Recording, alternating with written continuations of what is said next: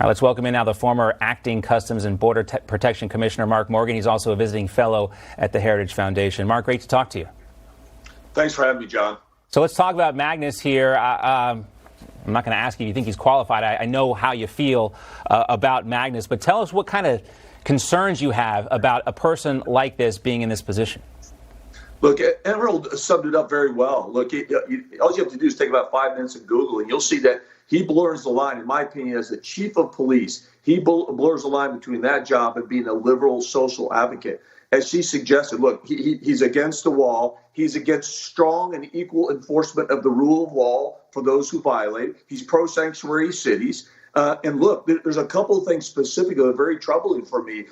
He actually prevented his agency from working with the United States Border Patrol to actually apprehend an illegal alien fugitive. In addition to that, during the Portland riots, as men and women from CBP were there doing their statutory job, trying to prevent the courthouse from being overrun and burnt to the ground, he's out there just pushing and regurgitating the Democratic talking points and, quite frankly, lies, going after the men and women in the CBP. Right. So, John, this is the man now that they want. He has dismissed the border security experts. He has refused to work with Border Patrol and chastised the very men and women that now they want to put him in charge of it. And one last thing real quick. What's his overall qualifications? Look, CBP is the largest federal law enforcement agency in the United States with a vast, challenging, complex mission. This man has been a cop and a chief in a small town most of his life. Right. It's a $15 billion budget, if I'm not mistaken, right? That's correct. Yeah, $15 billion. I mean, you'd like to see some, I don't know, more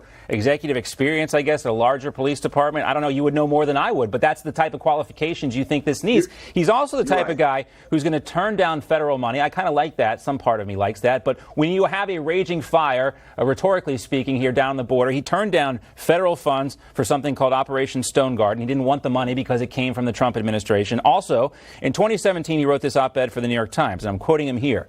As the police chief here, I'm deeply troubled by the Trump administration's campaign against sanctuary cities, which refuse to turn over undocumented immigrants to federal authorities. Washington is trying to retaliate against them by withholding funding for things like crime prevention, drug treatment, and mental health programs. So that's his take on this. What's your take on it? First of all, it's just blatantly false. Look, I was a cop for LAPD in South Central Los Angeles. The narrative he's trying to push that immigrants are afraid to come because they're afraid they're going to be deported. That's just nonsense. That's just not true. What they're more afraid of is they go, they're going to be retaliated by the very criminals that are victimizing them. That's the truth. And so, and what you just said, look, that's just more examples of he has crossed the line and gone well beyond what a chief of police should be doing and saying, and has really crossed that line to being a liberal social advocate. And that's the individual now that's going to be in charge. And look, John, real quick, the CBP mission is much more than securing the border, and that's important. But it's counterterrorism, it's transnational criminal organizations, it's lawful trade and travel. We're the second largest revenue collector outside the IRS itself. What is his experience in any of that? No, that's an important thing too, Mark. Talk a little bit more about that. The second largest revenue collector, other than the IRS. So talk about why that's so important. It is because, look, part of our economic security is our ability to facilitate lawful trade and travel. Look, what's his experience on the international stage with exporters, importers, brokers, the international partners in the airline industries? I could keep going on and on. These are key relationships and key partnerships that is an integral part to our overall economic security, that we keep lawful trade and travel secure and flowing.